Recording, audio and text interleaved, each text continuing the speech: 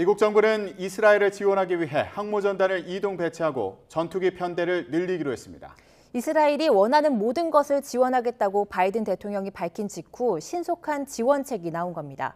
유엔 안보리는 긴급 회의를 열어 대책을 논의했습니다. 국제부 연결합니다. 최영주 기자.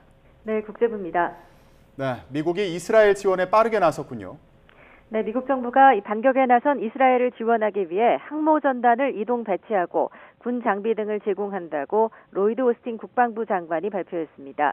바이든 대통령이 이스라엘에 대한 전면적인 군사 지원을 약속한 직후 구체적인 지원책이 나온 건데요.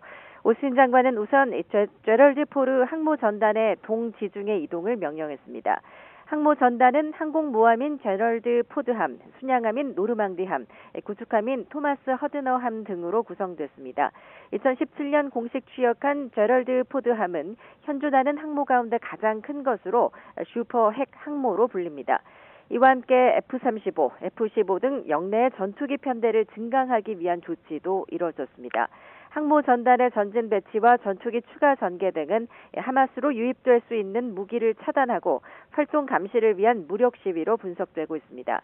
미 국방부는 이와 함께 이스라엘군의 탄약을 포함해 필요한 군 장비와 지원도 신속하게 제공한다는 방침입니다. 이 일환으로 첫 안보 지원 물자가 현재 시간 8일 출발했고 수일 내 도착한다고 오스틴 장관은 밝혔습니다. 네, 팔레스타인 무장단체 하마스의 이스라엘 공격 하루 만에 미국의 정부 지원이 신속하게 이뤄지는 모습인데요. 어떤 배경인가요? 이스라엘에 대한 하마스의 이번 기습 공격에 바이든 대통령의 책임론이 제기됐기 때문입니다. 미국은 전통적으로 이스라엘과 특수관계지만 바이든 대통령은 극우 성향인 베냐민 네타냐후 총리가 재집권한 이후 이스라엘과 거리 두기를 하는 모습을 보였던 게 사실입니다. 하지만 일각에서는 바이든 정부의 대이스라엘 정책과 이란과의 수감자 협상을 진행하며 동결됐던 자금을 해제한 것 등이 하마스 공격의 배경이 됐다는 비판이 나왔습니다. 바이든 정부는 이를 반박하기 위해 이스라엘에 대한 신속한 군사 지원을 결정하고 정치적 공세가 확산하는 것을 막으려는 의도로 풀이됩니다.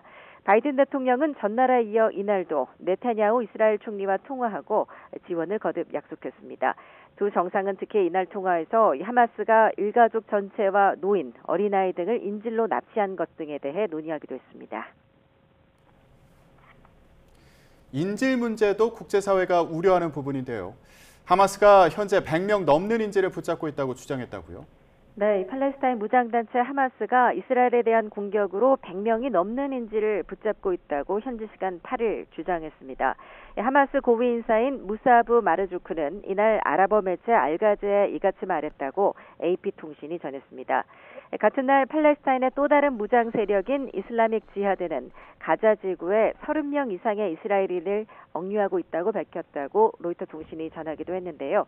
이 두 무장단체의 주장이 맞는다면 당초 알려진 것보다 더 많은 이스라엘인이 인질로 잡혀 있는 겁니다. 지난 7일 하마스가 이스라엘 남부 지역을 집중 공격하는 과정에서 여성과 어린이, 노인을 포함해 최소 수십 명을 인질로 잡아 가자 지구로 끌고 간 것으로 추정됐는데 구체적인 숫자가 나온 겁니다. 네, 하마스가 이스라엘을 공격하는 과정에서 이스라엘 현지 주민뿐만 아니라 외국인들도 여러 명 희생됐다고요. 네, 그렇습니다. 미국인 등 여러 명이 사망하고 또 인질로 붙잡힌 것으로 확인됐습니다. AP통신 등은 최소 4명의 미국인이 사망하고 7명이 실종된 상태라고 미국 정부 관계자를 인용해 보도했습니다. 또 영국 일간 텔레그래프는 20살 영국 남성이 하마스 공격으로 사망했다고 전했습니다. 프랑스 외무부도 이번 공격으로 이스라엘에 거주하던 프랑스인 1명이 사망하고 여러 명의 실종 상태라고 밝혔습니다. 가자 지구에서 재학 중인 네팔 대학생 11명도 실종 상태이며 우크라이나인 2명도 이번 공격으로 희생됐습니다. 또 공격 당일 하마스에 붙잡힌 인질 가운데는 미국인과 독일인, 멕시코인 등 외국인도 다수 포함돼 각국의 대응이 주목됩니다. 유엔 안전보장이사회도 이번 사태와 관련해서 긴급 회의를 열었다고요? 네, 유엔 안보리는 현지 시간 8일 오후 3시 비공식 협의를 소집해 하마스와 이스라엘 상황에 대해 논의했습니다. 비공식 협의는 15개 안보리 이사국이 관련 현안을 놓고 비공개로 여는 회의인데요.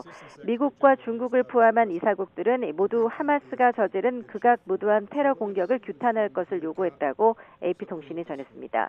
길라드 에르단 주 유엔 이스라엘 대사는 미국에서 발생한 9.11 테러를 언급하며 이번 하마스 공격을 이스라엘의 9.11이라고 말했습니다.